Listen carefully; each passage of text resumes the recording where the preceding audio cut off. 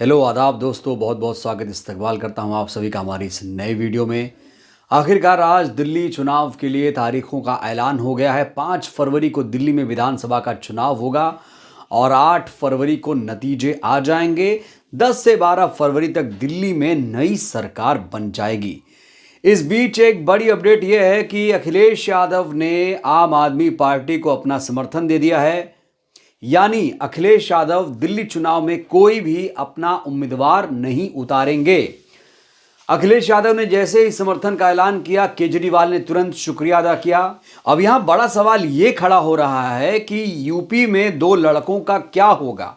माना जा रहा था कि अखिलेश यादव कांग्रेस को अपना समर्थन देंगे, लेकिन उन्होंने केजरीवाल को समर्थन क्यों दिया, इसको लेकर कई सारे सवाल खड़े हो रहे हैं। कहा जा रहा है कि अखिलेश यादव ने केजरीवाल को इसलिए समर्थन दिया है क्योंकि ओपिनियन पोल में दिल्ली में केजरीवाल की सरकार बन रही है। केजरीवाल ने इस समय दावा किया है कि उनकी 50 से 55 सीटें दिल्ली में आ सकती हैं। इसलिए कहा जा रहा है कि ये अखिलेश यादव ने एक मास्टर स्ट्रोक खेला है। बड़ा सवाल यह है, क्या कांग्रेस पार्टी के लोग इससे नाराज होंगे? कुछ लोग अखिलेश यादव के कदम को गलत बता रहे हैं, बहुत सारे लोग इसका समर्थन भी कर रहे हैं। लेकिन सवाल वही है, सोशल मीडिया से लेकर मेन स्ट्रीम मीडिया तक, कि यूपी के 2 लड़कों का उत्तर प्रदेश में क्या होगा। इस बीच चुनाव आयोग सुर्खियों में आ गया है। ईवीएम धांधली को लेकर जब चुनाव आयोग से सवाल पूछा गया तो चुनाव आयोग ने फिर से देश को शायरी सुनाने की कोशिश की। एक बार फिर से शायरी में बड़े गंभीर मुद्दे को टाल दिया है चुनाव आयोग ने। मशीन को लेकर चुनाव आयोग की लेटेस्ट शायरी आई है। आरोप और इल्जामात का दौर चले, कोई गिला नहीं, झूठ के गुब्बारे को बुलंदी मिले, कोई शिकवा नहीं, हम परिणाम में परमान देते हैं, पर वो बिना सबूत शक की नई दुनिया रौनक करते हैं, और शक का इलाज तो हकीम लुकमान के पास भी नहीं। चुनाव आयोग ने सीधे सीधे ये कह दिया है कि ये जो शक किया जा रहा है, यानी देश की जो पूरी जनता है वो शक कर रही है, किसी के पास कोई सबूत नहीं है। तो आप लोग जो ईवीएम को लेकर सवाल खड़े कर रहे हैं, चुनाव आयोग ने कहा है कि ये शक है, वो निष्पक्ष और पारदर्शी तरीके से चुनाव करा रहा है।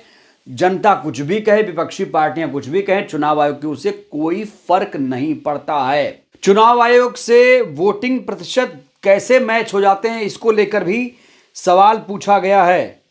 तो मतदान आंकड़े बढ़ने के आरोप पर क्या जवाब दिया है चुनाव आयोग ने, वो भी मैं आपको बताना चाहता हूं। राजीव कुमार ने कहा है कि आरोप लगाया जाता है कि वोटों की गिनती में करोड़ों वोट बढ़ा दिए गए। उन्होंने कहा कि आयोग से कहा जाता है कि वहां लंबी कतारें थीं, वो सीसीटीवी दिखाइए, लेकिन ये प्रक्रिया की वजह से होता है और हर जगह से आंकड़े आने में समय लगता है। अगर मशीन में इंटरनेट नहीं होगा तो ये समय लगेगा। तो जो ये जवाब दे रहे हैं राजीव कुमार जी, जिन्हें मोदी जी का एजेंट कहा जाता है, एक बार फिर से इनके जवाब से जनता संतुष्ट नहीं है। जो ये जवाब दे रहे हैं वो इलॉजिकल लग रहा है, तर्कहीन लग रहा है। और वोटों की गिनती में अंतर पर सीईसी ने, चुनाव आयोग ने कहा है कि कुछ मशीनों में मॉक पोल का डेटा नहीं हटाया गया, तो ऐसा होता है। लाखों मशीन में 4 मशीन में ऐसा हो सकता है। ऐसे मशीनों के वोट अलग रख लिए जाते हैं और गिनती खत्म होने के बाद अगर ये वोट जीत हार के मार्जिन में कम होता है तो उम्मीदवार की जीत घोषित की जाती है। यानी जो भी सवाल जवाब ईवीएम धांधली को लेकर या कैसे भी बैलेट पेपर चुनाव को लेकर सवाल किए गए, तो चुनाव आयोग ने सारे आरोपों को सिरे से फिर से खारिज कर दिया और कहा कि मशीन में कोई दिक्कत नहीं है, ये दिमाग में एक शक लोगों की बैठ गया है, लोग सिर्फ शक करते हैं। और शेर व शायरी करके चुनाव आयोग ने इस गंभीर मुद्दे को एक बार फिर से टाल दिया है। देखिए, सच्चाई तो यह है कि पूरा देश बैलेट पेपर से चुनाव कराने की मांग कर रहा है। इसको लेकर समय समय पर आंदोलन भी होते रहे हैं। विपक्ष का आरोप है कि चुनाव आयोग उनकी शिकायत नहीं सुन रहा है।